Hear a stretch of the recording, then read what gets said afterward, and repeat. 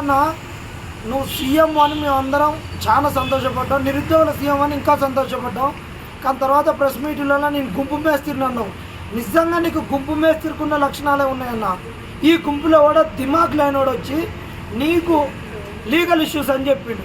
ఏ పోషుడికే కాదు చెప్పిండో ఇట్టనే అంటున్నాం, మాకు కడుపు కావాలంటున్నాం. ఏ పోషుడికే కాదు లీగల్ ఇష్యూస్ అన్నాడో ఆ లీగల్ ఇష్యూస్ ఏందో చెప్పాలి. ఉట్టిగా వేగ్గా లీగల్ ఇష్యూస్ వస్తాయంటే ఏంటి ఆ లీగల్ ఇష్యూస్?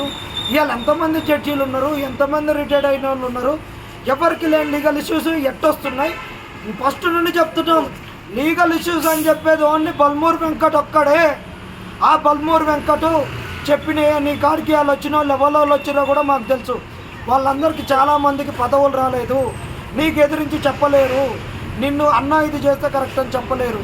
అందుకు భయపడి చెప్పలేకపోయేసరికి గంగెద్దు గంగిరెద్దు ఇట్టని ఇట్లా అంటే ఏదైతే గంగెట్ల ఆటకాడు ఇట్టిట్టే తలకాయ ఉంటుందో అట్లా ఊపిరి నీ దగ్గర అంతే. ఇవాళ లీగల్ ఇష్యూస్ అంటున్నాగా, మాకు నిరుద్యోగులకు ఎలాంటి రాజకీయం లేదు. అయ్యాల బీఆర్ఎస్ వాడు మోసం చేస్తే కాంగ్రెస్ వాడి కాడికి వచ్చినాం, నీ బస్ యాత్ర చేసినాం, గెలిపించినాం.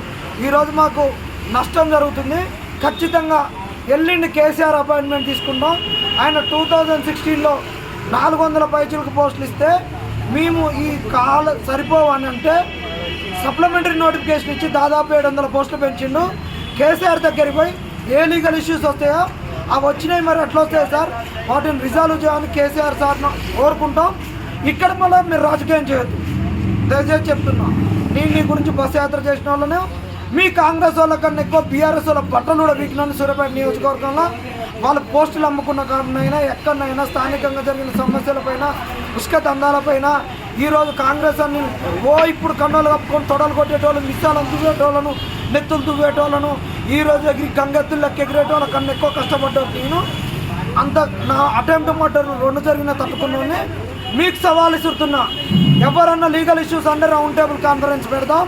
అది అయ్యేంత వరకు కూడా మీరు కనుక అవాకు చవాకులు పేలితే ఏ బాగోదు. ఖబర్దార్, ఏ లీగల్ ఇష్యూస్ వస్తాయో అవి ఓపెన్ డిబేట్లోకి తీసుకురావాలి, పేపర్లో మీరు పబ్లిష్ చేయాలి, లేకుంటే మీ సోషల్ మీడియా వేదిక మీద అవి పెన్ను పేపర్ పెట్టి రాసి పెట్టాలి. కానీ కుక్కలు బతుకున్నట్టే ఓడిపెడతారు లీగల్ ఇష్యూస్ అని మొత్తుకునే మాత్రం ఉరికిచ్చిదంటాం.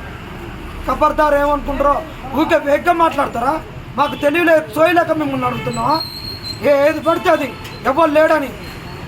ఖబర్దార్, ఖచ్చితంగా నిరుద్యోగులు అందరం కూడా కేసీఆర్ దగ్గరికి పోతున్నాం.